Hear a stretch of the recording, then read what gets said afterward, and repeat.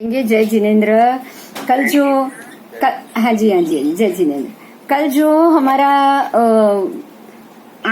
हम 10 गुण स्थान तक पहुंच गए थे। सूक्ष्म संप्राय गुण स्थान पे हम पहुंच गए थे।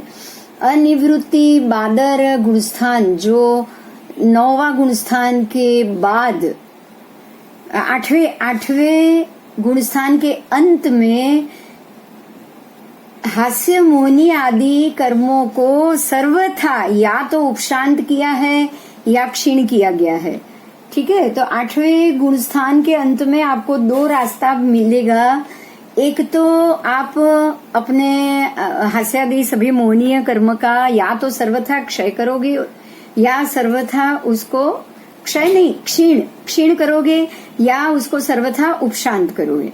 अगर आपने उपशांत किया है तो उपशम श्रेणी पर हो, और आपने उसको सर्वथा क्षीण किया है तो आप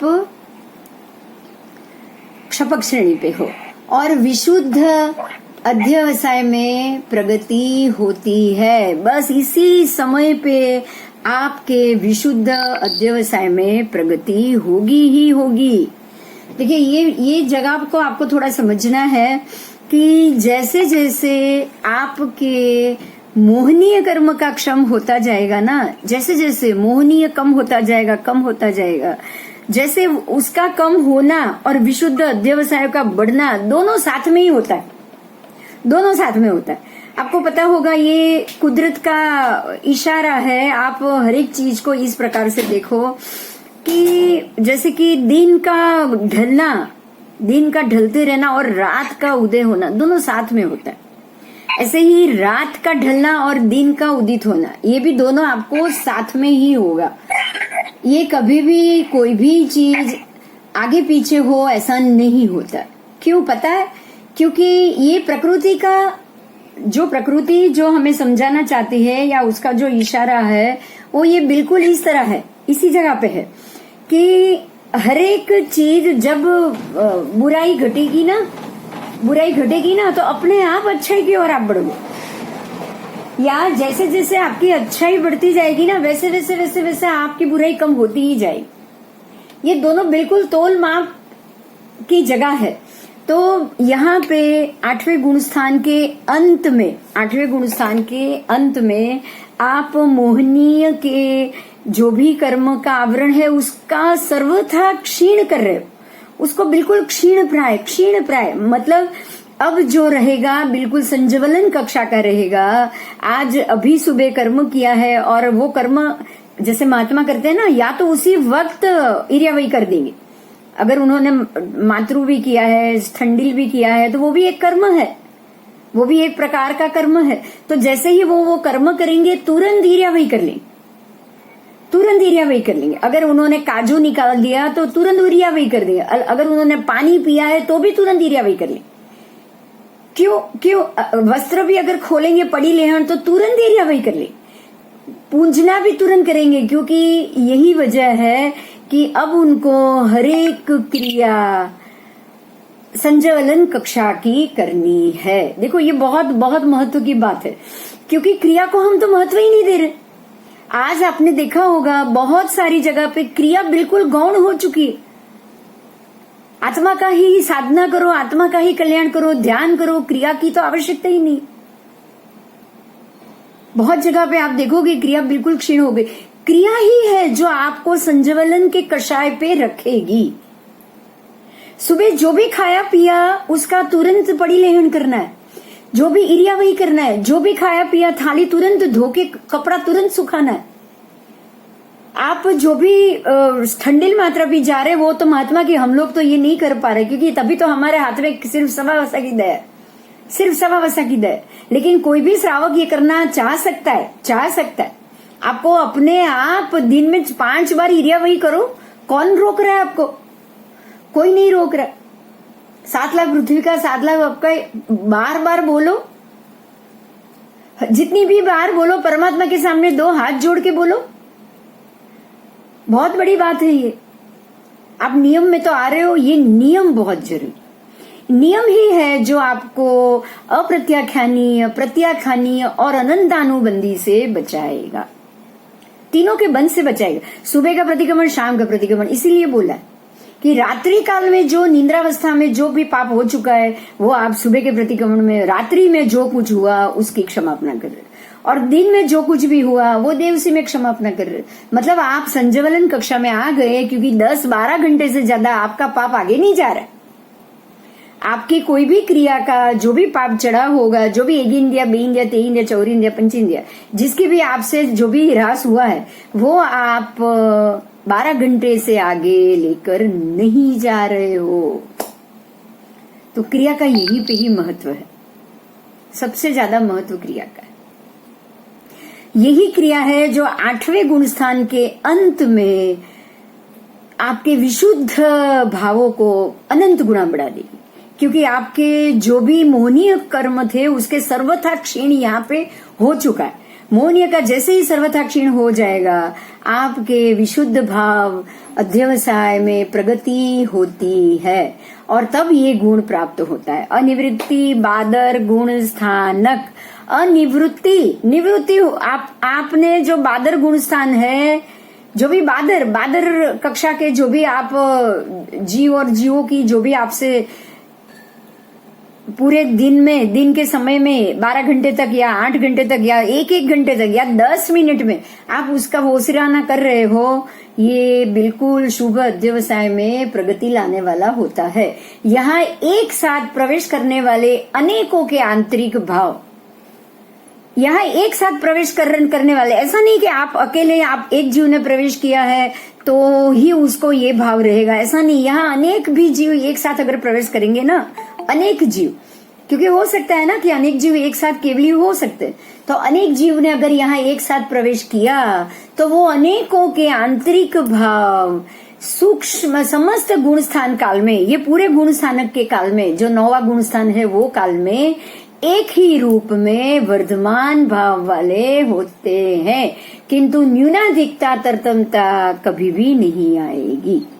ये भी बहुत महत्व की बात है, क्योंकि अब आपके सर्वथा क्षीण मोहनीय कर्म का हो गया है, और मोहनीय कर्म के सर्वथा क्षीण ने आपको वर्धमान विशुद्ध भाव में लाके खड़ा कर दिया। आप वर्धमान विशुद्धि भाव में कैसे आए? क्योंकि आपने मोहनीय कर्म का सर्वथा क्षीण कर लिया। अगर मोहनीय का सर्वथा क्षीण हो गया तो आपके विशुद्धि भाव वर्धमान होंगे ही होंगे, दिनों दिन बढ़ते ही रहेंगे, दिनों दिन बढ़ते ही जाएंगे। तो दिनों दिन विशुद्धि का समय समय पे बढ़ना, निरंतर रूप में बढ़ना इसी गुण स्थान में संभव है। यहाँ पे बढ़ते हुए गुण स्थान में कभी भी तरतमता मतलब कि घटना या नीचे उतरना कभी भी नहीं होगा, कभी नहीं हो सकता। तो यहाँ आपके वर्धमान वृद्धि वाला ये गुणस्थान है, यहाँ भाव वर्धमान ही रहेंगे, एक ही रूप से वर्धमान रहेंगे, इसीलिए ये अनिवृत्ति बादर गुणस्थान कहलाता है। बादर वो इस दृष्टि से है कि अभी यहाँ सूक्ष्म कषाय उदय में है, जो भी बादर कषाय थे वो सारे क्षीण हो चुके, बादर कषाय सारे क्षीण हो चुके हैं, लेकिन जो सूक्ष्म कषाय है जो कि अभी हुआ है और 10 मिनट में उसकी आपको ईर्या वही हो कर रहे हो। जो भी आप कषाय लगा दिया, खाना खा लिया, ईर्या वही कर लिया, जैसे ईर्या वही कर लिया, आपके वो जो भी सूक्ष्म कषाय थे वो तुरंत उतर गए। तो यहाँ सिर्फ सूक्ष्म कषाय उदय में है, यहाँ बादर कषायों की अनिवृत्ति हो चुकी है। आप बादर कषाय से अनिवृत्त हो गए, आप उससे बाहर आ गए हो, बादर कषाय अब यहाँ रहेगा नहीं, इसलिए ये अनिवृत्ति बादर गुणस्थान कहा जाता है। बराबर। अब आ जाओ हम ये 9वें गुणस्थान में ऊपर भी समझ लेंगे। अभी हम सारे गुणस्थान एक साथ जाएंगे, ऊपर और नीचे में एक साथ जाएंगे, एक गुणस्थान में, क्योंकि हो सकता है कि यहाँ एक साथ 2-3 गुणस्थान करने में आपको दिक्कत आ जाए। हमें यहाँ अभी ऐसा नहीं करना है, अब हर एक गुणस्थान को बहुत डिटेल से समझना पड़ेगा, क्योंकि अभी ये तो मोक्ष की तरफ जाने वाला गुणस्थान है। देखिए, अनिवृत्तिकरण या बादर संप्राय गुणस्थान, ये गुणस्थान से आप वापस नीचे भी उतर सकते हो, और यही गुणस्थान से आप वापस ऊपर भी जा सकते हो। और ये गुणस्थान एक अंतर्मुहूर्त का रहेगा। यहाँ आपको या तो मोक्ष शपक या उपशम कारक शपक, ठीक, उपशम करोगे, मोह का ही आप क्षय करोगे और मोह का ही आप उपशम करोगे, इस चीज का ध्यान रखना, क्योंकि जो दबा हुआ है ना उपशम श्रेणी में हो आप, और जो दबा हुआ आपका अनंत अनुबंधी है वो मोहनीय का ही उदय है, वो मोहनीय का ही कर्म है, क्योंकि आपने उसको दबा के रखा हुआ है। अनंत अनुबंधी को, कषाय को आपने दबा के रखा हुआ है। जो 16-25 कषाय जो है वो मोहनीय कर्म के ही पेटा विभाग है। जो 25 कषाय होते हैं वो मोहनीय कर्म के ही पेटा विभाग होते हैं। उसमें से खास 16 कषाय में 4 प्रकार के 4 कषाय, तो अनंत अनुबंधी चारों कषाय मोहनीय का ही भाग है। अनंत अनुबंधी उदय का चारों कषाय मोहनीय का ही भाग है।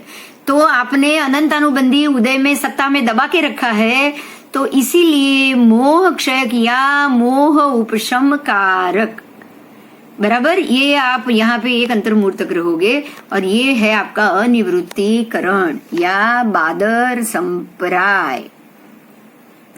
अब आओ इसके ही आपको आगे यहां से आपको आगे कहाँ जाना है, तो 9 से आप आगे 10वें में जाओगे। ठीक है, अब आ गया सूक्ष्म संप्राय। सूक्ष्म संप्राय गुणस्थान।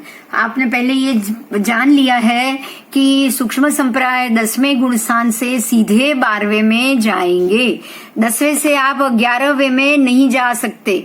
11वें में वही जाएगा जिसने उपशांत किया है, लेकिन जिसने क्षपक किया है ना वो सीधा 10 से 12वें में चला जाएगा। देखिए आपको ये लाइन रास्ता बता रहा है, सीधे 12वें में क्षीण मोह में चले जाओगे आप सूक्ष्म संप्राय से, अगर आप क्षपक श्रेणी में हो तो। लेकिन अगर आप उपशम श्रेणी में हो तो 11वें में जरूर जाओगे। और 11वें से आपको 12वें में जाने का बिल्कुल रास्ता नहीं है, ऊपर जाने का रास्ता ही नहीं है। 11वें से सिर्फ वापस नीचे उतरने का रास्ता है। तो सूक्ष्म संप्राय से आप अगर उपशांत मोह में चले गए, आपने उपशम श्रेणी मांडी है, तो छद्मस्थ वितराग अंतर मुहूर्त के बाद अवश्य पतन। अगर छद्मस्थ भी हो, इसका राग जा चुका हो, वो हो, फिर भी वो अंतर मुहूर्त के बाद अवश्य पतन होगा, क्योंकि अनंत अनुबंधी उनके सत्ता में पड़ा हुआ है। अभी उसका ही तुरंत उदय हो जाएगा, तुरंत उसका उदय हो जाएगा।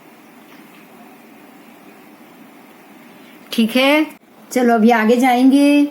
सूक्ष्म संप्राय गुणस्थान। इन स्थूल कषायों को उपशांत या क्षीण करके, जो भी आपके जो बादर थे ना, बादर से आप बाहर आ गए, लेकिन उसको आपने या तो उपशांत किया है या क्षीण किया है। अब आप संप्राय मतलब मैंने आपको बोला है पहले ही, फिर से अभी याद दिला देती हूँ। सूक्ष्म संप्राय का मतलब है सूक्ष्म कषाय, सूक्ष्म कषाय। अब आप जो संजयवलन कक्षा के होते हैं, ये कषाय होते ही संजयवलन कक्षा के, तो ये सूक्ष्म संप्राय मतलब सूक्ष्म कषाय।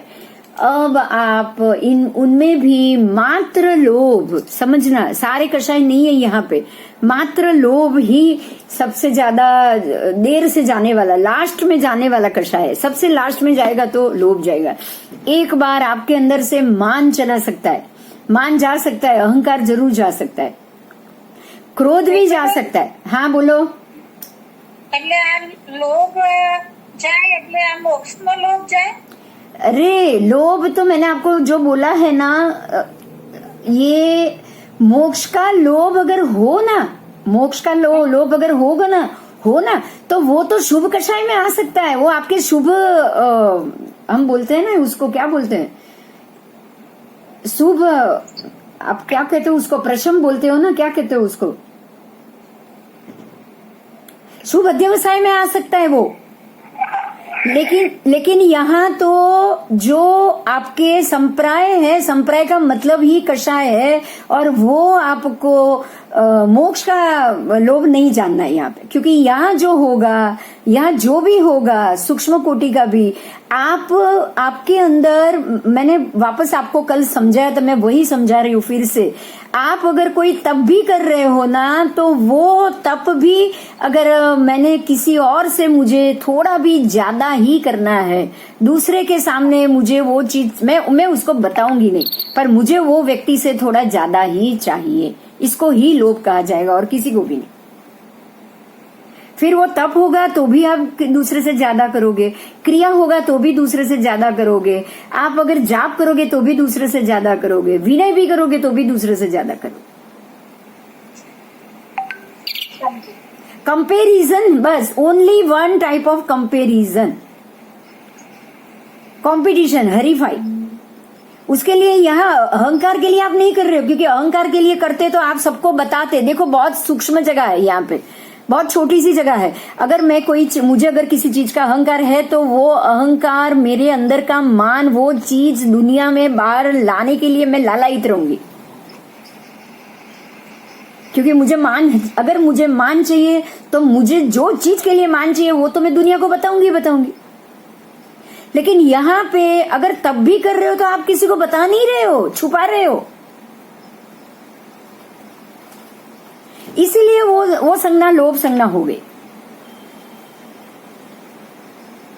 क्रोध संज्ञा दब सकती है, मान संज्ञा दब सकती है। मुझे किसी चीज को ये मैंने किया वो बताने की जरूरत नहीं है। अगर मैंने बताया तो मान संज्ञा, लेकिन मैंने जो किया है वो मेरे अंदर के मन के संतोष के कारण दूसरे से मैंने 2 चीज ज्यादा की और मैंने उसको बताया ही नहीं, और मैं मन से खुश हो रही हूँ, देखो मैंने ज्यादा कर लिया। अगर मैं किसी को बता रही हूँ तो मेरा अहंकार है, मान है, मगर मैं बता भी नहीं रही हूँ, सिर्फ अंदर ही खुश हो रही हूँ, तो ये लोभ है। इसको लोभ कहेंगे या माया कहेंगे? नहीं, ये माया नहीं है। माया क्या है पता है? आपने किया ही नहीं और कर रहे हो। माया अलग है, माया कपट है। माया का मतलब कपट है। आपने किया भी नहीं है। मतलब अगर मैंने मांसखमण का तब चल रहा है और मैंने 30 की जगह 31 उपवास किया, मैंने एक दिन पहले लिया, क्योंकि मैं ऐसा चाहती हूँ कि चाहे सब लोग 30 करें, मैं तो 31 ही, मैं एक ज्यादा ही करूँ। नहीं, वो आपने जो एग्जांपल दिया तो वो ठीक है, बट जो मल्लिनाथ भगवान ने जो अपना स्त्रीनाम कर्म बांधा था वो इसी तरह से बांधा था ना, कि उन्होंने कोई तपस्या की थी जो सब इकट्ठे करते थे, बट उन्होंने अपने छुप करके एक अलग से कर ली थी तपस्या, तो वो उसके कारण उन्होंने माया कर्म बांधा था। पर वो उन्होंने बताया होगा बाद में, इसीलिए देखो यहाँ बताने की बात ही नहीं आ रही है। માયા क्या है? એમને શું કર્યું, મલ્લીનાથ ભગવાને છે ને બધાએ ઉપવાસ કર્યા અને બધાને વાત થઈ ગઈ કાલે પારણું કરવાનું છે, અને એમને માયા કરી અને પોતે પારણું નહીં કર્યું ને બીજા બધાને પારણું કરાવી દીધું। પારણું કરાવી દીધું और उन्होंने ये बोला होगा सबको कि मैंने कर लिया हुआ है, आप कर लो। नहीं, એને નહીં કર્યું। હા, પણ નહીં કર્યું, પર બધાની સાથે કંઈક તો વાત થઈ હોય ત્યારે એમને શું કર્યું ખબર છે? जो चीज थी ना उसको अलग रूप से प्रेजेंट किया, वो माया है। देखिए मैं फिर से समझा रही हूँ, माया क्या है पता है? कि मैं सच बात बताना, अगर बतानी पड़ी तो मैं अलग रूप से बताऊं। लेकिन लोभ अलग है। लोभ क्या है? लोभ आप किसी को बता भी नहीं रहे हो, आप अंदर रख रहे हो। देखो मैं एक बात समझा रही हूँ, देखो फिर से ध्यान दो। आपको पता है त्रिशला माता के गर्भ में महावीर बाद में क्यों आए और देवानंदा के गर्भ से क्यों चोरी हो गए? क्योंकि पूर्व भव में उन्होंने वो रत्न चुरा लिए थे और चुरा के अपने पास रख लिए थे। कपट कुछ नहीं किया है, लेकिन लोभ था ना कि ये मेरे पास होने चाहिए। 82 દિવસ 82 દિવસ રાખ્યું હતું એટલે मतलब मेरा कहने का अर्थ एक ही है। लोभ में क्या होता है पता है? आप वो चीज अपने पास रखने की आपकी मर्जी होती है, बस आपका मन इस चीज के लिए एक्सेप्ट नहीं है कि ये चीज को मैं छोड़ू। लोभ में कीड़ी कैसे करती है? देखो खाना पेट भर गया फिर भी अनाज लेके जा रही कि नहीं जा रही?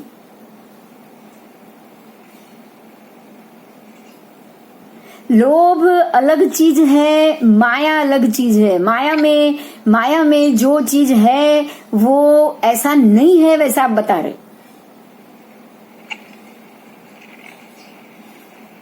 तो लोभ में संजयवलन, लोभ ही मुश्किल है। आप हर चीज से बाहर निकल सकते हो, लेकिन लोभ का अर्थ देखो, राग भी दिया है। आप देखो ये पढ़ो लाइन, उनमें भी मात्र लोभ मतलब राग, किसी चीज के प्रति राग। वो आपको ये पता है वो रत्नाकर पचीसी कैसे बनी? वो महात्मा ने सब छोड़ दिया लेकिन रत्न का मोह नहीं छोड़ पाए। उनके पास रत्न थे, बहुमूल्य रत्न थे, और वो रोज रात को खोल के पोटली खोल के उसको देख लेते थे। एक दिन गुरु ने देख लिया और गुरु ने समझाया कि आपने इसको रखा क्यों है अपने पास? तो वो बोल रहे ये मेरे से नहीं छूटता है, वो मेरे हैं और मुझे अच्छे लगते हैं इसलिए मैं रख रहा हूं। तब गुरु ने उनको समझाया तो उन्होंने खुद ने अपने वो रत्न को पत्थर से तोड़ तोड़ के टुकड़ा किया। कुछ नहीं था, उनको कुछ नहीं था, कोई लोभ नहीं था, मतलब वो किसी के लिए कषाय नहीं कर रहे थे, वो मान अहंकार नहीं कर रहे थे, उन्होंने कोई कपट नहीं किया था, लेकिन वो रत्न को अपने पास से वो दूर ही नहीं कर पा रहे थे। ये लोभ है, रत्न के प्रति उनका राग। समझ में आ रही है मेरी बात? रत्न के प्रति उनका राग था, ये लोग। देखो मल्लिनाथ भगवान को उपवास के प्रति राग नहीं था, नहीं हमने तो माया करी बस, तो वो माया में जाएगा, वो लोभ में नहीं आएगा, वो लोभ में नहीं आ सकता। लेकिन ये जो रत्नाकर पच्चीसी के महात्मा की जो बात है और जो देवानंदा ब्राह्मणी की जो बात है वो 100% लोभ है, क्योंकि जो चीज उसके पास है वो मेरे पास नहीं है, इसलिए मैंने वो चीज उठा ली और उसको बोला भी नहीं और अपने पास छुपा के रख लिया। ये लोभ है, और ये सूक्ष्म कोटि का, ये लास्ट में जाता है। सारे कषाय चले जाएंगे लेकिन लोभ लास्ट में जाता है। लोभ का मतलब ही राग होता है, किसी चीज के प्रति का राग। किसी चीज के प्रति का राग आपको वो चीज छोड़ने ही नहीं देगा, छोड़ने ही नहीं देगा। और ये चीज को हमें समझना है। जैसे कि कपड़े का शौक, मैं खुद मेरी बात करूं, मुझे बहुत है कपड़े का शौक। तो कपड़े का शौक, कपड़े का राग इतना है कि अगर किसी को देने की बात आए ना, कोई बाई या कोई अपने कोई पुराने नौकर अगर घर पे आए ना, वो बोले भाभी मेरे को 2 साड़ी दो, तो कबाड़ तो खोल लेती हूँ देने के लिए, लेकिन सोचती हूँ ये दूं, नहीं ये रहने दो ये देती हूँ, नहीं ये रहने दो ये देती हूँ। समझ में आता है ये क्यों होता है?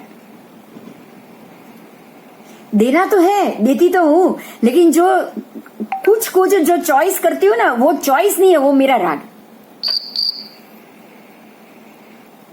किसी एक वस्तु के प्रति हमारे ये अंदर का मोह अटक जाता है, हमारी किसी याद ने उसको मोह को अटका लिया है। समझ में आ रही है मेरी बात?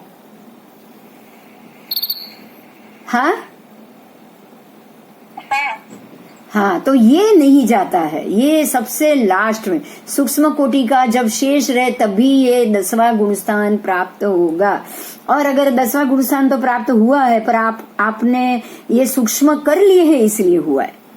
अगर आपने ये सूक्ष्म नहीं किया होता ना तो नहीं होता, तो फिर आप यहीं से भी वापस गिरते, यहां से बाहर निकलने की बारी नहीं आती। कोई है क्वेश्चन तो पूछ लो।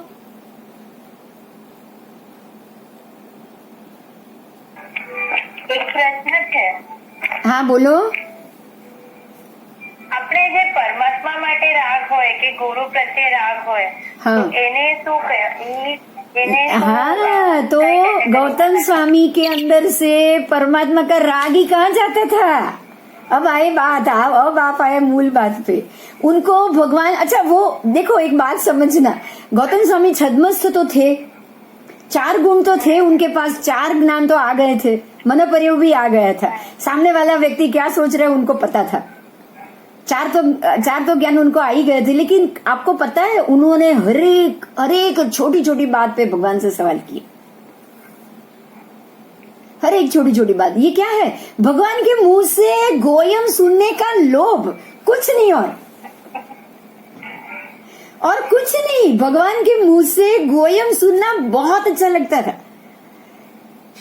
बहुत अच्छा लगता था। हाँ भगवान ऐसा क्यों है, हाँ भगवान ऐसा क्यों है, और कोई नहीं पूछ रहे, सारे सवाल गौतम स्वामी पूछ रहे। क्यों? क्योंकि भगवान के मुंह से जवाब सुनना उनको बहुत अच्छा लगता था, और यही लोभ था जो उनको भगवान से दूर होने ही नहीं दे रहा था। तो भगवान का राग भी तो लोभी हुआ, आपको उनको छोड़ने का मन नहीं कर रहा है, वो भी तो लोभी हुआ। प्रशस्त राग, देखो अभी मुझे याद आया दक्षा, प्रशस्त राग ये शब्द। हाँ गौतम स्वामी ने प्रशस्त राग नहीं, आपने जो पहले सवाल किया ना उसका भी प्रशस्त राग ही जवाब। मोक्ष की इच्छा करना ये भी प्रशस्त राग। हाँ, पण ये म्हणलं की 12वां गोष्ट स्थानाचं निकल। अरे आप वो भी यहीं पे निकलेगा। जब तक ये नहीं निकलेगा आप श्रेणी नहीं चढ़ोगे, शपथ श्रेणी चढ़ोगे ही नहीं। हाँ, तो वो एज कहती थी कि मोक्ष नहीं, ये यहीं पे निकलेगा, सूक्ष्म संप्राय में ही निकलेगा, तभी आप 12वें पे चढ़ोगे। सूक्ष्म संप्राय में ही आप टोटल नील होगे, तभी आप आगे जाओगे, नहीं तो आगे जा ही नहीं पाओगे। કેમ કે એવું સાંભળેલું છે કે મોક્ષનો રાગ પણ નહીં રહે અને મોક્ષ ત્યારે જ થાય કે મોક્ષમાં જવાનું જ ભૂલાઈ જાય। मोक्ष, अरे आपको कुछ चाहिए ही नहीं, आप वो अवस्था में पहुंच जाओ, कि आपको कुछ नहीं चाहिए, आपको कुछ, हाँ बस आपको कुछ नहीं चाहिए। आप वर्तमान में जो चल रहा है उसी में ध्यान में चले जाओ। तो मुझे कल क्या चाहिए, देखो काल की जब बात हुई थी ना, जब हमने काल द्रव्य पढ़ा था ना, तब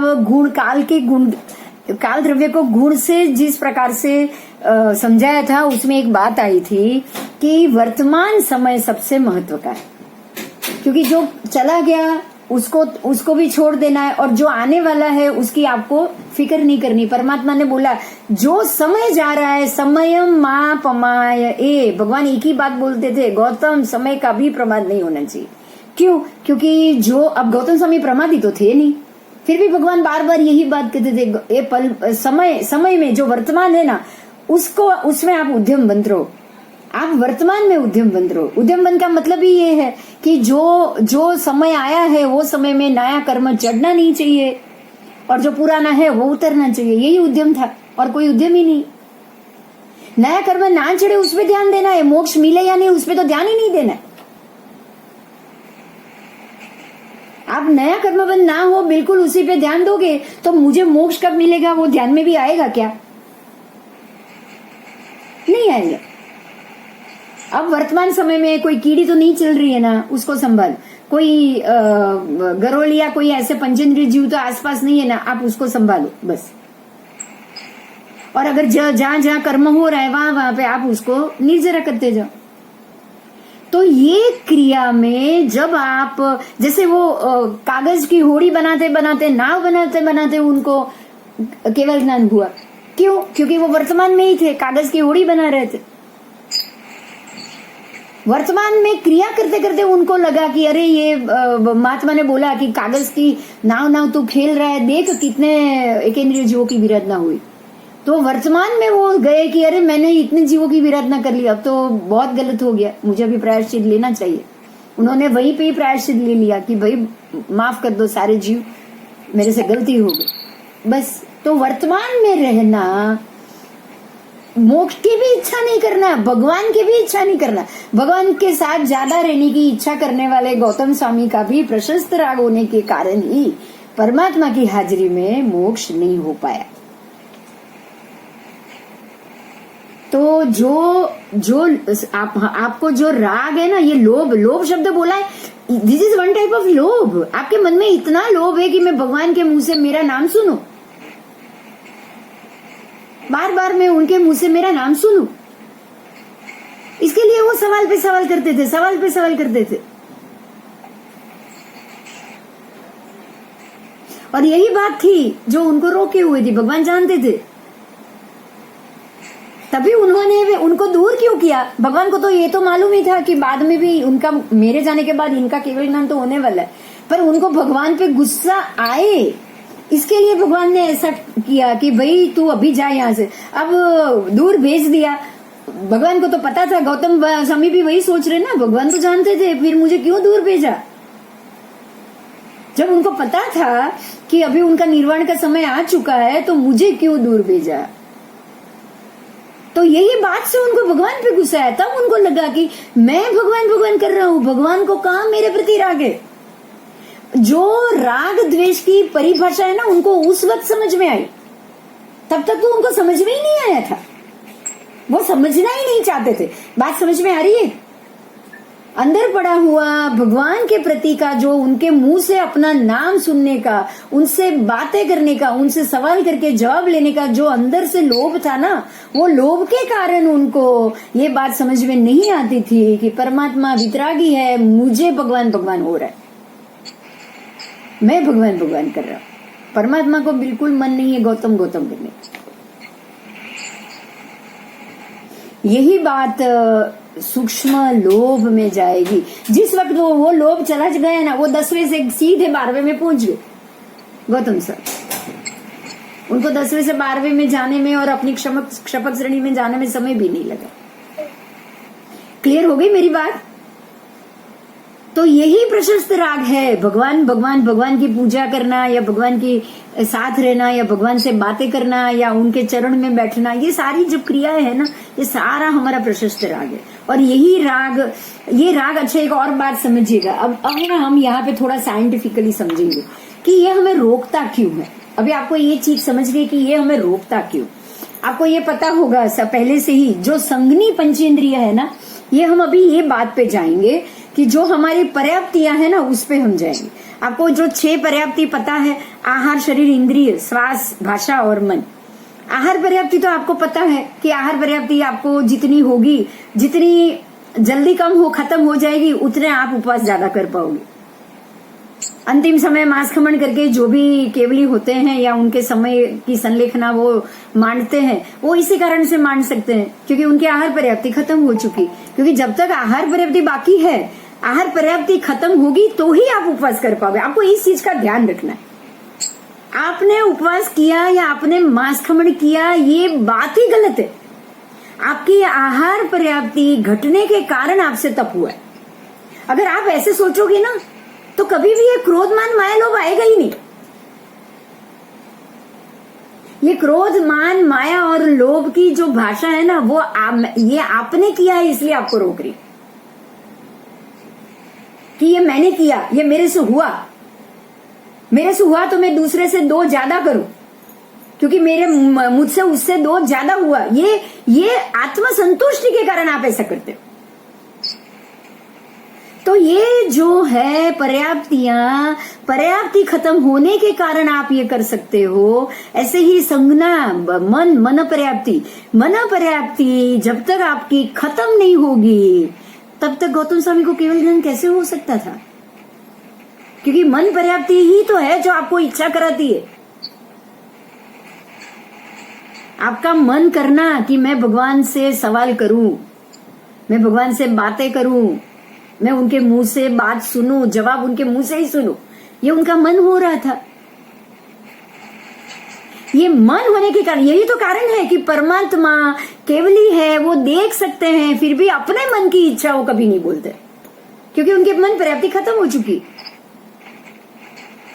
परमात्मा महावीर के सामने सर्वानुभूति और सुनक्षत्र को भी दूर भेज सकते थे ना, वो भेज सकते थे कि वो गौशाला आ रहा है, अभी तेजोलेशा छोड़ेगा, ये दोनों मर जाएंगे। भगवान ने देखा हुआ था, भगवान केवली थे, जानते थे। जैसे गौतम स्वामी को समुद्र से दूर भेज दिया, इसको भी तो दूर भेज सकते थे,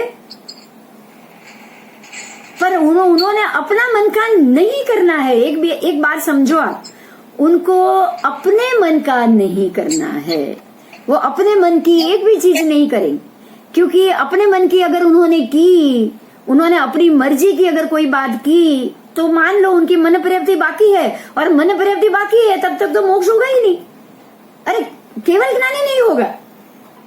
आपकी मन पर्याप्ति जब तक बाकी है, आपका केवल ज्ञान होगा नहीं।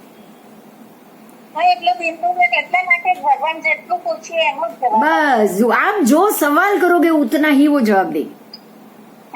चाहे वो सब जानते हैं, वो सब जानते हैं, वो सब देख सकते हैं, वो जान सकते हैं, लेकिन आपने पूछा तो आपको जवाब मिलेगा।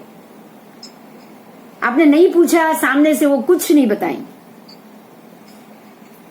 और अगर आप कोई चीज मांग रहे हो किसी से कि मुझे ऐसा चाहिए, आप ये करो, आप ये करो, आप ये करो, तो ये सारी हमारी मन पर्याप्ति है। हमें इतना जरूर समझना है। बराबर बराबर। तो ये संज्ञी जीव के लिए बहुत जरूरी है कि वो अपनी मन पर्याप्ति 6 की 6 पर्याप्ति, ये 6 पर्याप्ति खत्म हो गई ना, श्वासोच्छ्वास, भाषा, मन, तो उसमें से आप देखोगे ना तो श्वासोच्छ्वास और शरीर पर्याप्ति ये दो ही बाकी रहेगी केवल ज्ञान होने से पहले,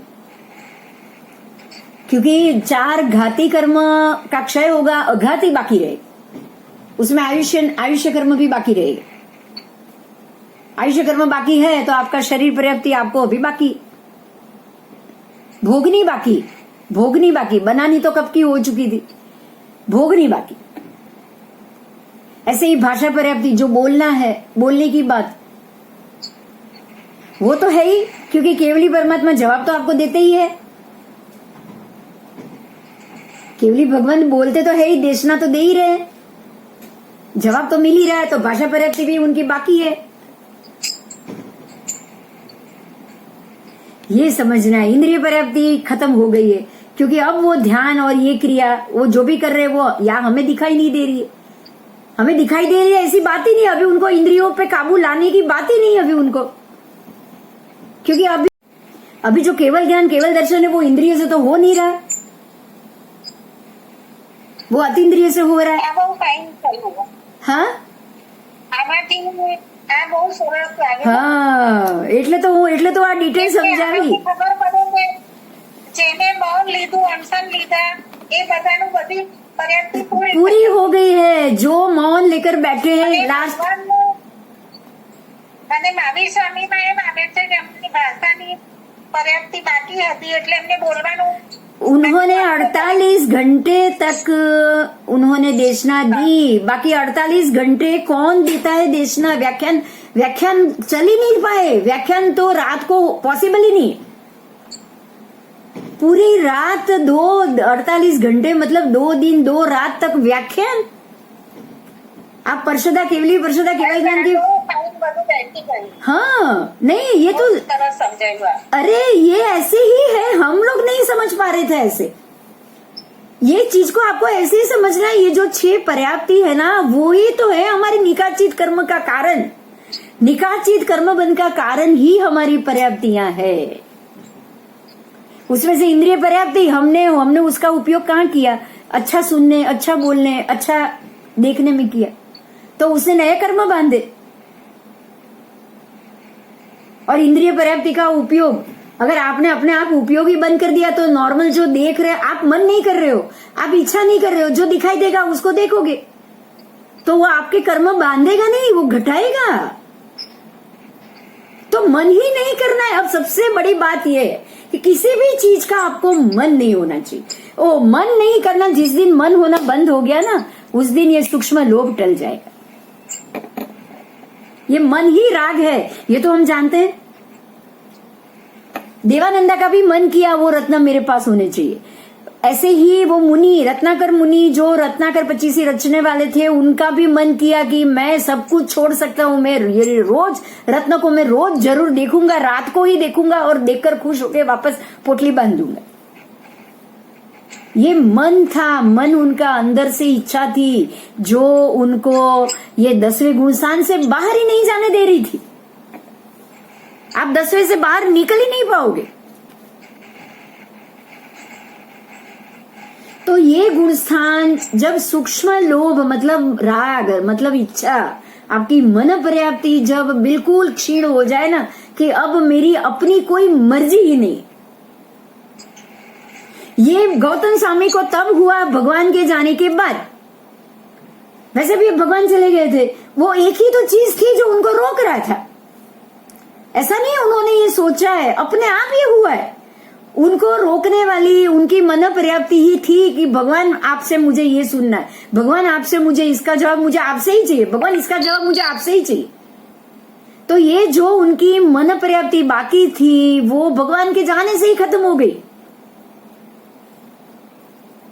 जैसे ही वो खत्म हो गई, उनके जो सूक्ष्म राग था वो निकल चुका है। बस जो अब तो सवाल भगवान यही थे ही नहीं, अब किससे सवाल करते, अब वो किससे सवाल करते इसीलिए सूक्ष्म राग के जाते ही उनको केवल ज्ञान हुआ। ठीक है, समझ में आया? आगे लू में अभी चलो, अभी हम आगे जाएंगे, आगे का चैप्टर पेज। अब आप 10वें से निकल के 11वें, अभी आप 11वीं की हम बात करेंगे थोड़ा।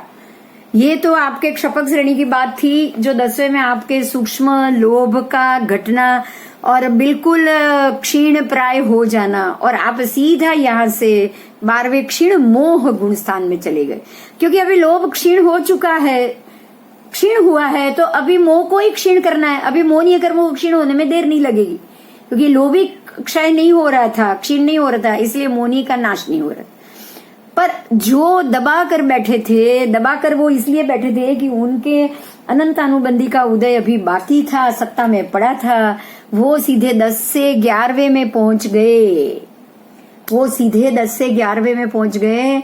यहाँ पे उपशांत मोह गुणस्थान है। उपशम श्रेणी में चढ़ते चढ़ते, बढ़ते बढ़ते सूक्ष्म लोभ को खंडशः सर्वथा उपशांत कर दे। अब ये यहाँ लोभ को तो एक बार सर्वथा उपशांत कर देते, उपशांति करते, नाश नहीं कर पाते, तब ये गुणस्थान प्राप्त हो जाता है। मतलब वो सूक्ष्म लोभ जो था ना 10वें में, इन लोगों ने उपशांत कर दिया। ठीक है, अंदर पड़ा है पर उसको अभी समय नहीं मिला, इसलिए वो लोभ जागा नहीं। मोहनीय कर्म उपशांत किए गए हैं, इससे इसका तत्काल उदय सर्वथा स्थगित हो गया।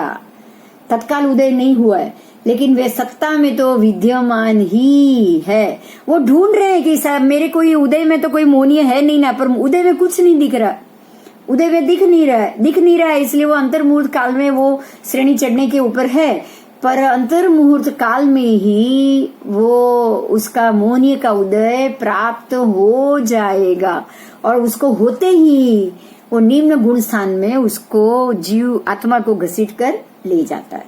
फलतः यहाँ मोह सर्वथा उपशांत होने से जो वितराग दशा एवं यथाख्यात चरित्र को प्राप्त हुए हैं, वो सारे वितराग दशा और यथाख्यात चरित्र दोनों लुप्त हो जाता है। समझ में आई बात? यहाँ पे जो वितराग दशा थी ना, जैसे ही ग्रंथि भेद की थी ना, वो सब लुप्त हो गया। अब वापस मोहनीय का उदय हो गया और मिथ्यात्व तक का उदय हो गया। ये सारा लुप्त हो गया, और मिथ्यात्व का उदय होते ही वो गिरते गिरते गिरते गिरते गिरते गिरते नीचे नीचे।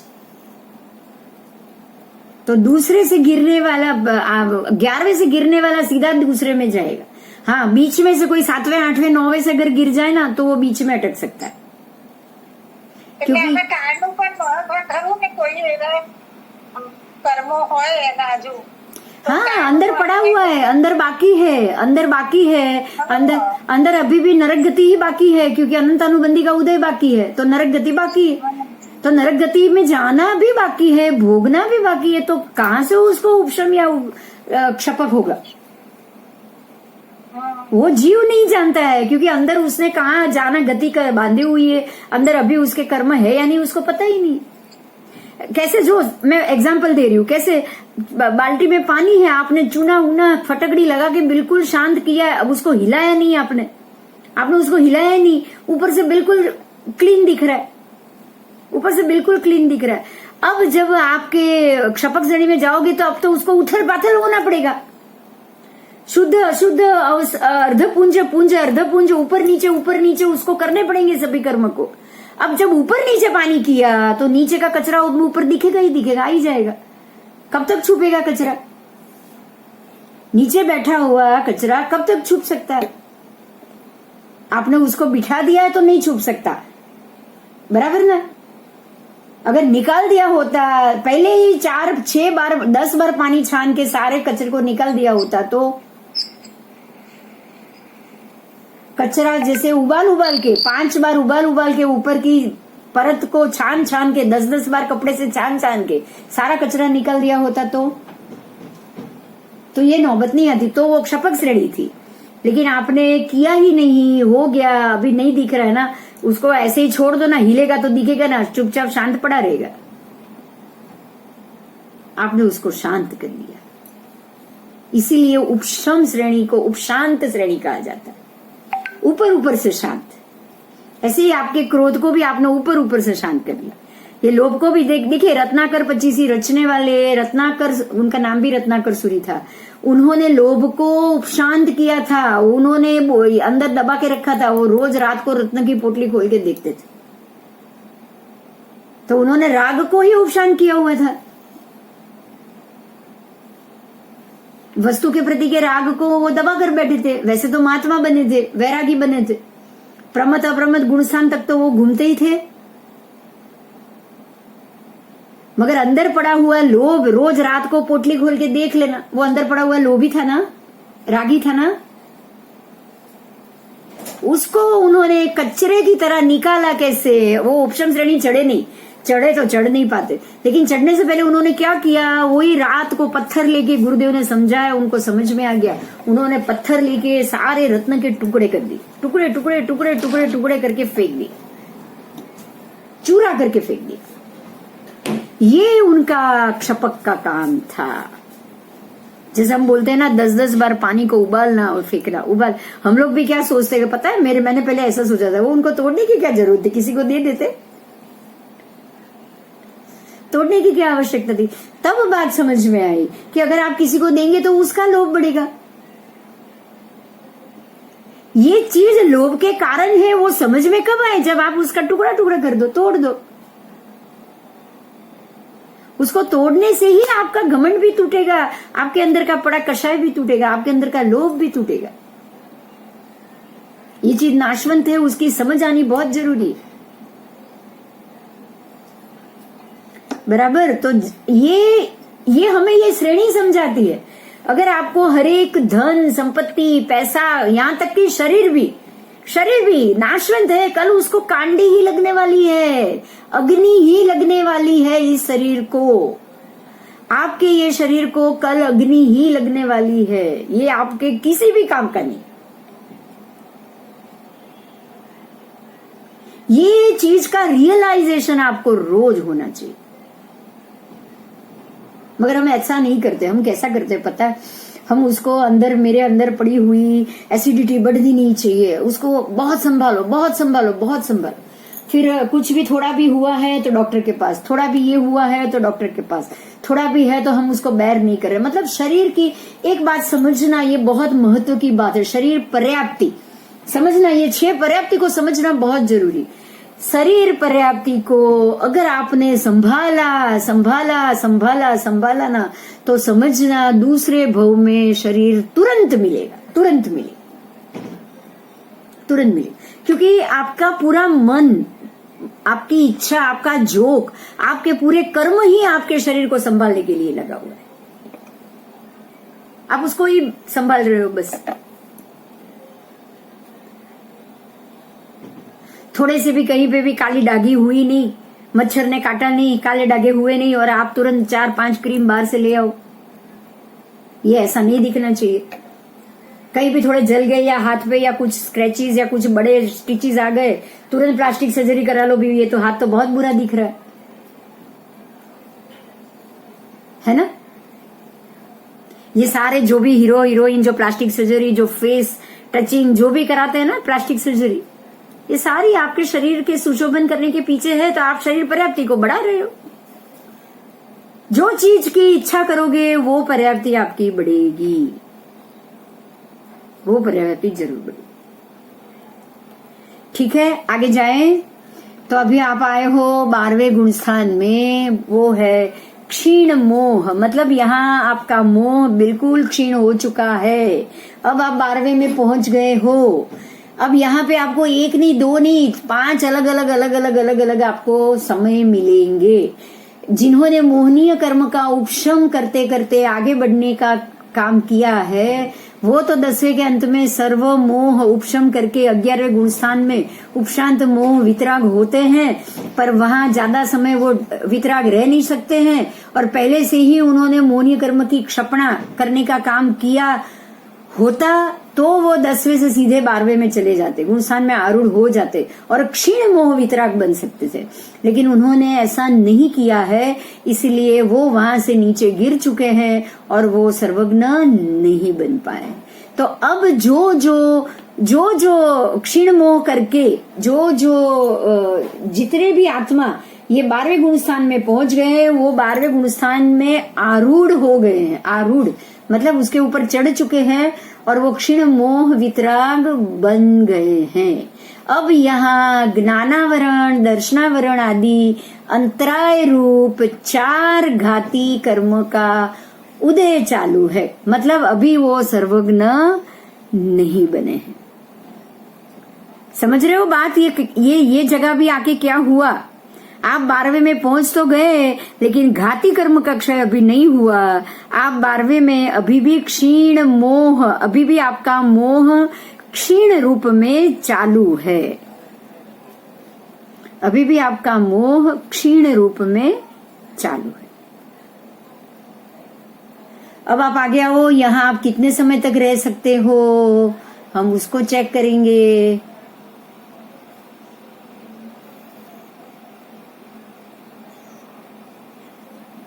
एक मिनट। हाँ,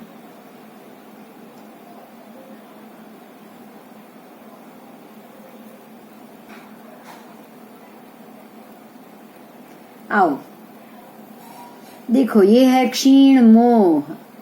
क्षीण मोह गुण स्थान, उसके चरम समय में क्षपक श्रेणी में, ये तो आप क्षपक श्रेणी आ गई है, अब यहाँ क्षपक श्रेणी आ चुकी है। अब यहाँ आपको 2 श्रेणी भूल जानी, यहाँ एक ही श्रेणी है क्षपक श्रेणी। अगर आप 12वें में आ गए हो तो आप क्षपक श्रेणी में हो।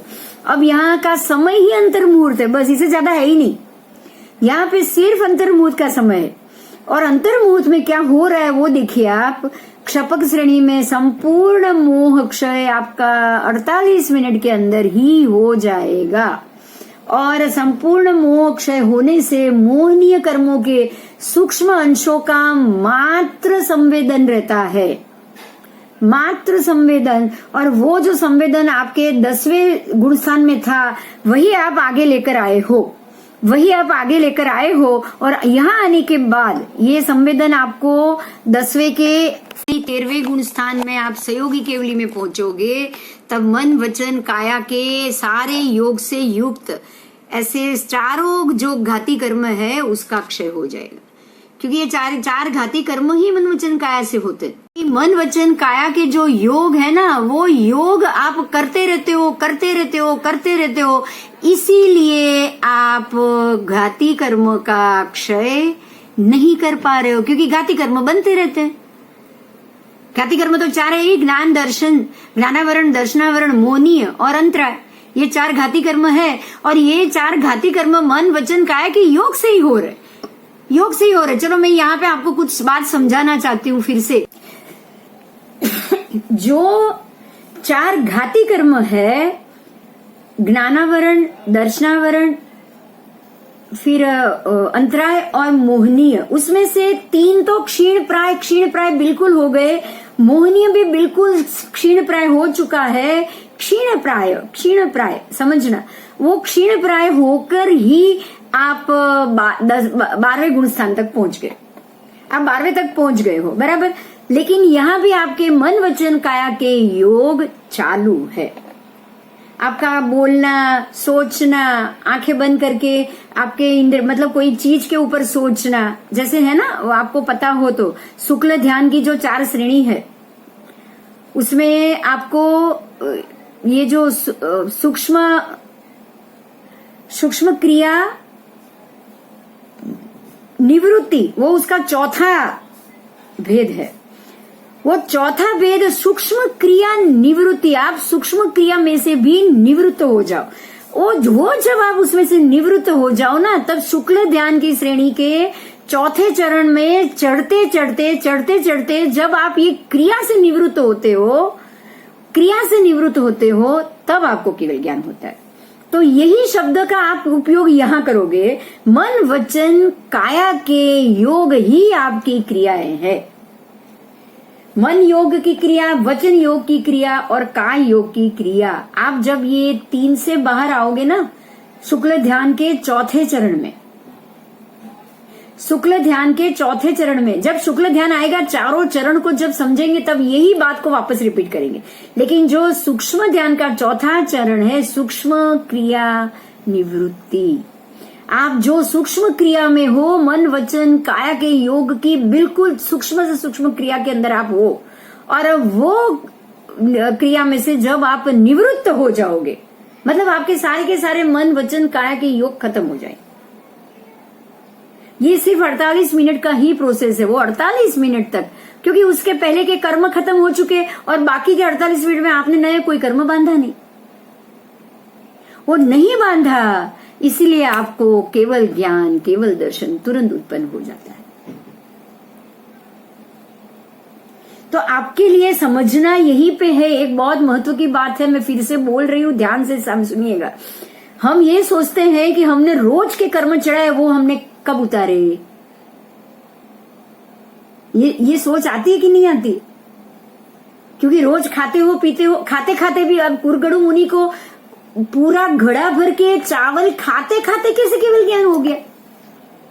हम ये सोचते हैं ना, हमें तब का महत्व बहुत दिखता है तब कि खाते खाते केवल ज्ञान। अच्छा, क्रिया करते करते पानी में वो होड़ी चलाते चलाते केवल ज्ञान, क्रिया से निवृत्त तो वो हो गए, नहीं तो केवल ज्ञान होता कैसे? इलाची कुमार डोरी पे चल रहा है और केवल ज्ञान हो रहा है, नृत्य कर रहा है और केवल ज्ञान। कुछ चीजें सरप्राइज नहीं लगती है? क्योंकि वो वही 48 मिनट में ही वो डोरी पे ही श्रेणी चढ़ गए। उनका ध्यान डोरी पे नहीं है, उनका ध्यान नृत्य में नहीं है, उसका ध्यान उस वक्त राजा में नहीं है, और उसका ध्यान नर्तकी के ऊपर भी नहीं। वो नृत्य करते करते करते ही श्रेणी पे चढ़ भी गए, वो पूरे संसार को नश्वर देख भी लिया, क्योंकि राजा की नजर नर्तकी पे है, उनको पता चल गया। और वो उधर जो महात्मा मोदक वोर रहे हैं, सामने उतनी इतनी सुंदर स्त्री खड़ी है, लेकिन महात्मा उसको देख भी नहीं रहे। सिर्फ यही बात ने उसको समझा दिया कि महात्मा को पता है कि ये रूप नश्वर है और मैं रूप के पीछे पागल। ये श्रेणी चढ़ने में उनको 48 मिनट नहीं लगी, और वो डोरी पे चलते चलते उनको कौशक की जरूरत नहीं पड़ी। जो मुनि 8, 9, 10 साल के मुनि थे, कागज की नाव पानी में चला रहे थे, उनको भी कागज की कौशक की जरूरत नहीं पड़ी है। 4 घाती कर्म का क्षय करने में मन योग, वचन योग और काय योग से ही सूक्ष्म सूक्ष्म क्रिया से निवृत्ति लेनी सबसे ज्यादा जरूरी है। ये बात समझ में आई?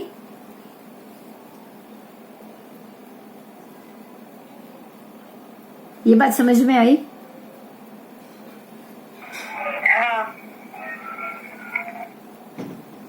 एक तो आपके ऊपर कोई कर्म नहीं होना चाहिए, और दूसरा आप ऐसी किसी भी क्रिया के अंदर नहीं होने चाहिए।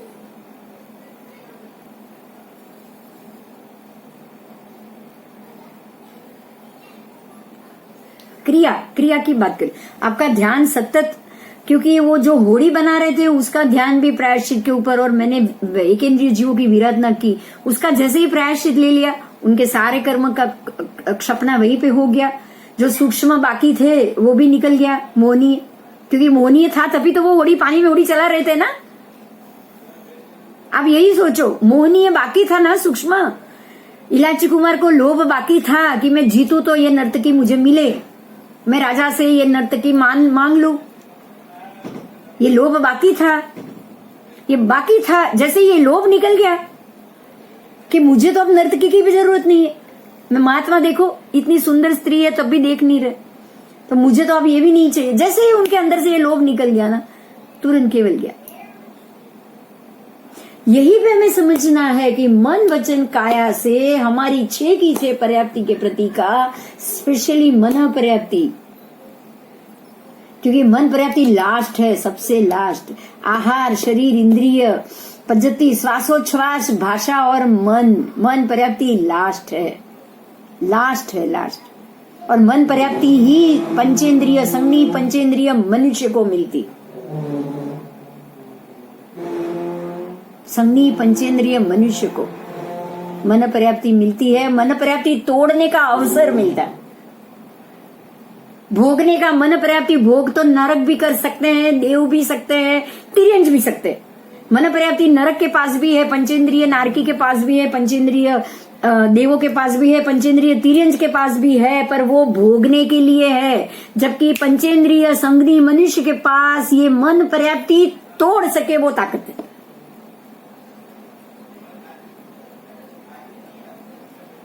वो उसको खत्म कर सके वो ताकत, खत्म करके नई मन पर्याप्ति ना बांधे वो ताकत है उसके।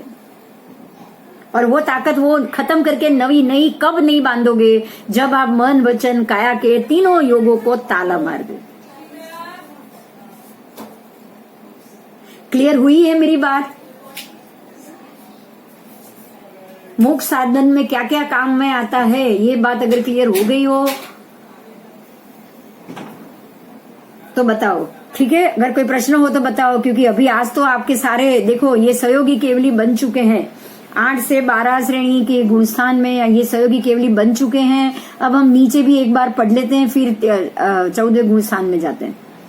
आपका ये 13वां गुणस्थान है सहयोगी केवली। अब सहयोगी क्यों है वो समझना है, सहयोगी शब्द को समझना। ये केवल ज्ञानी तो है मगर सहयोगी है। सहयोगी का मतलब अभी भी उनके 4 घाती अघाती बाकी है, और 4 अघाती के लिए उनके मन वचन काया का योग उनको किस प्रकार से करना है। आयु भोगने के लिए भी सांस लेनी पड़ेगी, श्वासोच्छ्वास पूरे करने हैं। 12 के अंत में समस्त घाती कर्मों का नाश करने पर ये सहयोगी केवली गुणस्थान प्राप्त होता है। यहाँ केवल ज्ञान केवल दर्शन प्रकट हो जाने से आप सर्वज्ञ और सर्वदर्शी बन जाते हो। इसमें वे लोक अलोक के तीनों काल के समस्त भावों को प्रत्यक्ष देख रहे हैं। फिर भी यहाँ उपदेश, दान, विहार गमन, आहार ग्रहण आदि प्रवृत्ति यानी वचन योग और काय योग चालू है।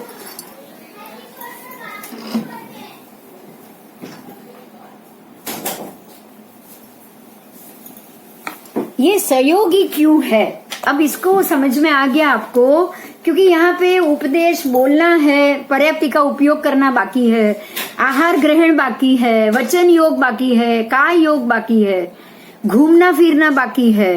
तो ये सारी प्रवृत्ति तो उनकी बाकी ही है। ये प्रवृत्ति से तो वो बाहर नहीं आ पाए। तो ये आदि ये सभी प्रवृत्ति, उपदेश देना, फिर विहार गमन करना, फिर समोसरण की जो जब अलग अलग गांव में जाके अलग अलग जब रचना होती है तब वहां के लोगों से शब्द पर्याप्ति का उपयोग करना, आहार ग्रहण करना, वचन योग, काय योग सब चालू है। देखो यहाँ मन योग नहीं लिखा है, समझना आप। सब चीज लिखी है लेकिन मन योग नहीं लिखा है, क्योंकि मन योग अब उनका खत्म हो चुका है। इसीलिए वो अपनी मर्जी से किसी को ना बचाने भी जाएंगे ना उसको उगारने भी जाएंगे, अपनी मर्जी से नहीं जाएंगे। जैसे चंड कौशिक को बचाने महावीर स्वामी तब गए, लेकिन अपने ही 2 शिष्य को बचाने के लिए उन्होंने अपनी मर्जी प्रकट नहीं की। बहुत समझने की बात है ये सब। तो क्योंकि यहाँ मन योग चालू नहीं है, इसीलिए वे सहयोगी कहे जाते हैं। 11वें 12वें 13वें गुणस्थानों में आश्रवों में से मात्र योग आश्रव शेष रहा। अब योग आश्रव है, उनके जो आश्रव है उसमें से योग तो है ही, वचन योग और काय योग के आश्रव शेष है, इसलिए मात्र शाता वेदनीय का बंद हो रहा है। तदनंतर जब मोक्ष जाने की तैयारी हो तब 13वें के अंत में शुक्ल ध्यान के, अब वो बिल्कुल शुक्ल ध्यान के तीसरे और चौथे प्रकार के द्वारा स्थूल समस्त मन वचन काय योगों का सर्वथा निरोध करेंगे। आओ अभी यहाँ पे समझते हैं। जब उनके मन वचन काया का जब उन्होंने सूक्ष्म क्रिया बंद कर दी है, उन्होंने अपनी नई क्रिया करनी बंद कर दी, तब 48 मिनट के अंदर उनको मोक्ष केवल ज्ञान प्राप्त हो गया। को केवल ज्ञानी बनने के बाद अब उनके मन के तो योग इच्छा उनको अभी करनी ही नहीं, क्योंकि मन योग ही खत्म हो गया। वो अपनी कोई इच्छा जाहिर ही नहीं करेंगे। लेकिन वचन योग और काय योग की जो प्रवृत्ति है वो प्रवृत्ति अब उनकी चालू रहेगी। वो प्रवृत्ति कब तक चालू रहेगी? भगवान महावीर की 30 साल तक रही। भगवान महावीर की 30 साल तक रही। तो जब तक उनकी आयु बाकी रहेगी, क्योंकि बाकी के 4 कर्म अब वो क्या करते हैं पता है? उनके बाकी के 4 कर्मों को देखते हैं, जैसे कि आयु कर्म, नाम कर्म, फिर गोत्र कर्म, आयु, नाम, गोत्र और वेदनीय। अब ये 4 कर्म बराबर आयु कर्म के हिसाब से बाकी के 3 कर्म को उनको लाके रखना पड़ेगा, उनको लाके रखना पड़ेगा, क्योंकि जब आयु खत्म हो जाएगी तो ये बाकी के 3 भी खत्म हो जाएंगे। तो वो क्या करते हैं कि जब तक अपनी उनकी आयु चालू है तब तक ये बाकी के 3 कर्म उनके होते जाएं, क्योंकि आहार भी लेना है, बात भी करनी है, जो सवाल पूछे उसका जवाब भी देना है, एक गांव से दूसरे गांव भी जाना है, विहार गमन भी है, ये सारी चीज चालू रहेगी। तो इसी कारण से इनकी ये जो स्थूल क्रिया है शरीर की, शरीर को आयु पूर्ण करने के लिए जो सपोर्ट देने की क्रिया होगी वो क्रिया उनकी चालू रहे, और वो क्रिया चालू रहने के कारण उनको सयोगी केवली, क्योंकि ये योग उनके चालू, तो ये उनके योग चालू है, इसलिए वो सहयोगी केवली। फिर जब उनकी आयु समाप्त हो जाएगी, समाप्त होने का समय आ जाए, तब वो केवली समुद्घात करेंगे। केवली समुद्घात मतलब अब जो बाकी के कर्मों को वो आयु कर्म तक लाकर रखेंगे, और उसके बाद आयु क्षीण होते ही, उससे पहले ही उनके सारे कर्म खत्म हो जाएंगे, और उस वक्त उनका अयोगी केवली मतलब अब वो सिद्ध गति में जाएंगे। अब वो बिल्कुल काय के योग, वचन और काया के योग बगैर अयोगी केवली बन के स्थिर रहे। ठीक है, तो आपने देखा उनका पहले 12वें में उनका 13वें गुण स्थान में उनके मनोयोग निकल गया, उसके बाद 14वें में वचन योग और काय योग भी 13वें के अंत में निकल गया। ठीक है, 12वें के शुरू में ही मन योग निकल गया, और 12वें के अंत में ही वचन योग और काय योग भी निकल गया, और वो अयोगी केवली गुण स्थान में जाकर स्थित हो गए। ठीक है, अब हम आगे जाएंगे, कुछ क्वेश्चन ये हम खत्म करेंगे, उसके बाद कुछ क्वेश्चन हो तो बताइएगा।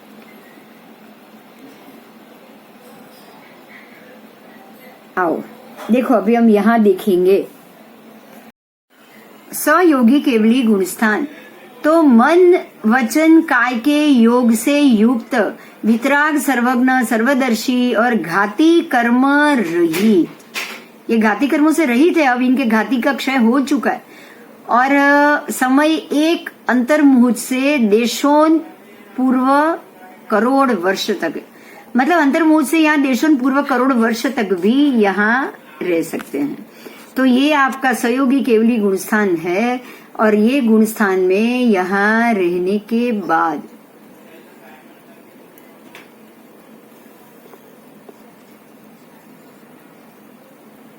वो जब अयोगी केवली में आएंगे, अयोगी केवली में क्या है, 8 कर्म का क्षय।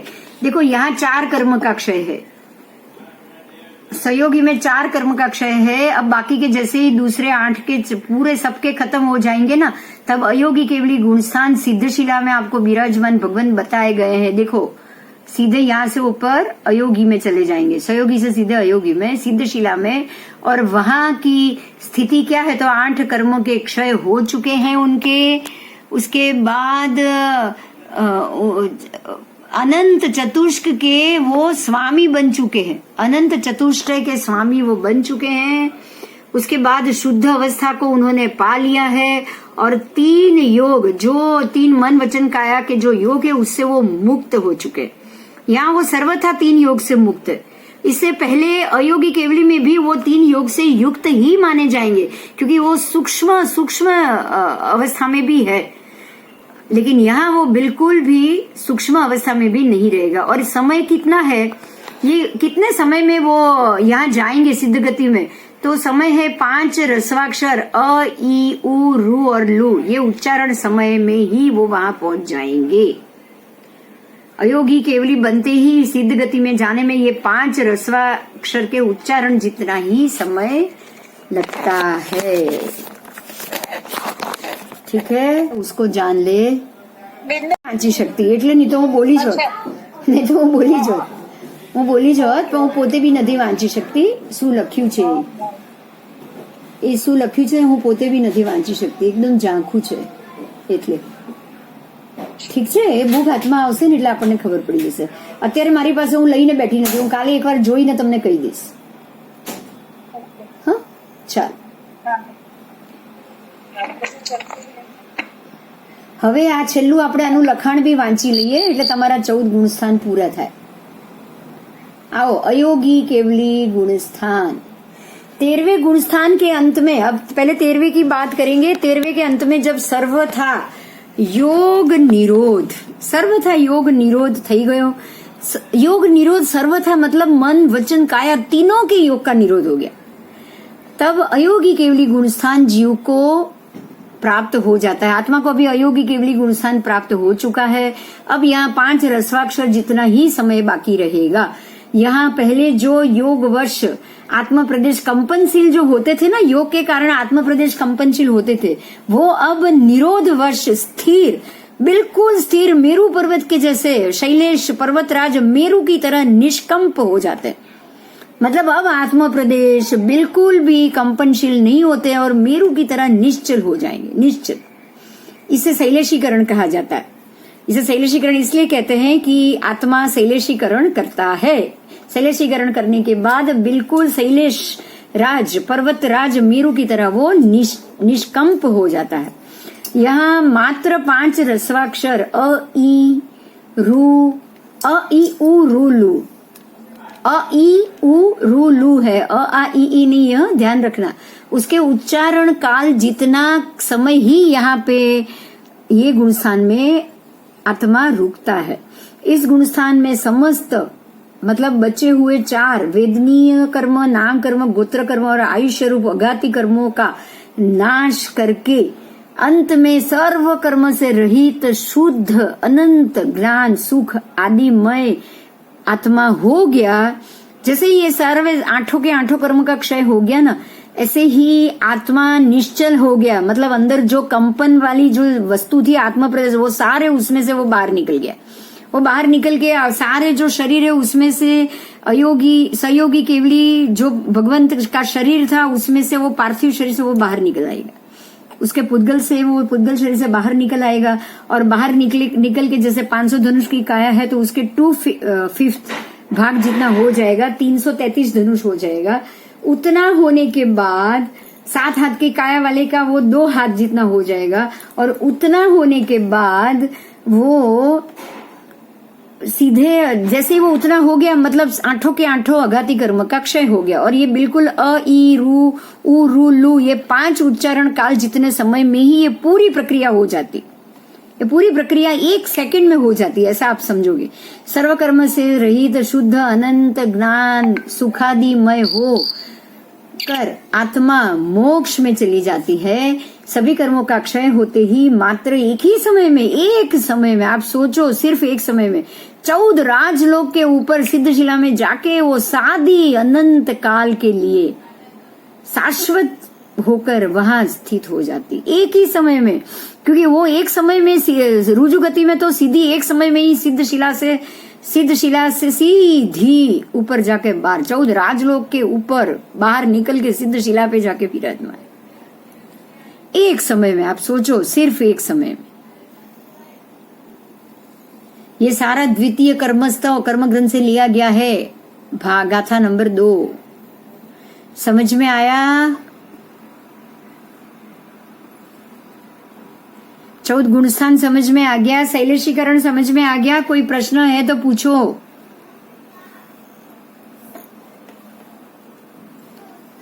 कोई प्रश्न है तो पूछो, और नहीं तो आप ये अवस्था को एंजॉय करो।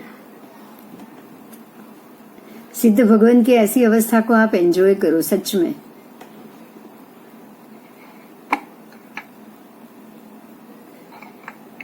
इसी शब्द को 2 दिन तक आपके मन में घुटो कि मन वचन काया के रोग से रहित होना है, हमें कुछ नहीं करना है। मन वचन काया के योग से रहित ही आपको पहले अघाती कर्म धारक बनाएगी और बाद में 8 के 8 कर्म निकलेगी। पहले आपके 4 घाती जाएंगे, उसके बाद 4 अघाती जाएंगे। मन वचन काया के निरोध से ही पहले उसको क्षीण करो, उसके बाद उसका निरोध करो। समझ में आया? मोक्ष के लिए क्या जरूरी है? वो मोक्ष के लिए कुछ नहीं चाहिए, मन वचन काया के योग से 0 होना है। एक बात को जड़ दो, आप अपने दिमाग में जड़ दो, अपनी बुद्धि में जड़ दो उसको। अगर जीव को आपको मोक्ष चाहिए, आपकी आत्मा का आपको मोक्ष कराना है, तो मन वचन काया के योगों को जीरो करना है, जीरो करना है, जीरो करना है।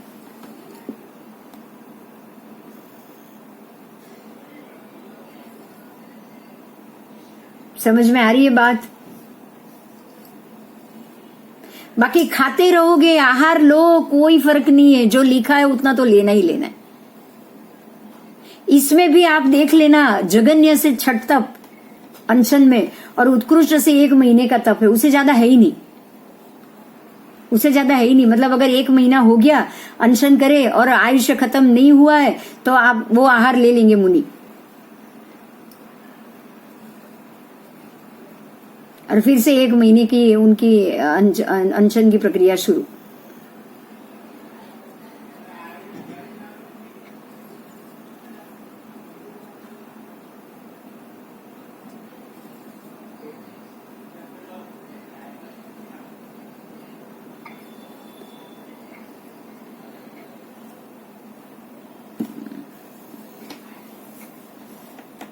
जैसे ही मन के योग जरूरी है ना निरोध करना, वैसे ही वचन के योग उससे उससे उससे भी ज्यादा जरूरी है।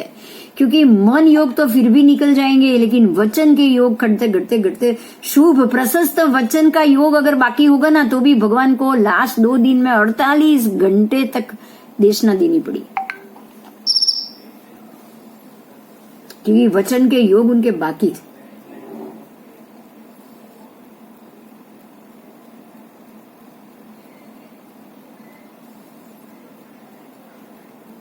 बराबर बराबर। कोई क्वेश्चन है? खोल दो सब, अभी कोई क्वेश्चन है बोलो। आज का टॉपिक तो हो गया है, मैं समझ रही हूँ कि आपको अच्छे से समझ में आ गया होगा।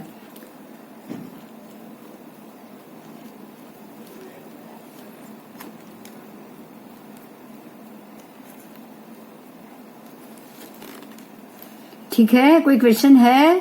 8:30 हो रहे हैं, 8:25 हो रहे हैं। कोई क्वेश्चन है तो पूछो, नहीं तो फिर अगले क्लास में मिलेंगे।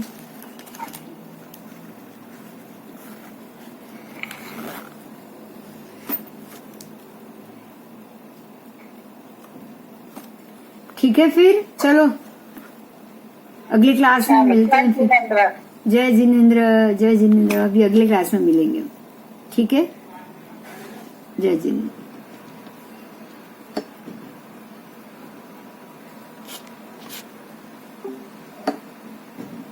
जय जिनेन्द्र।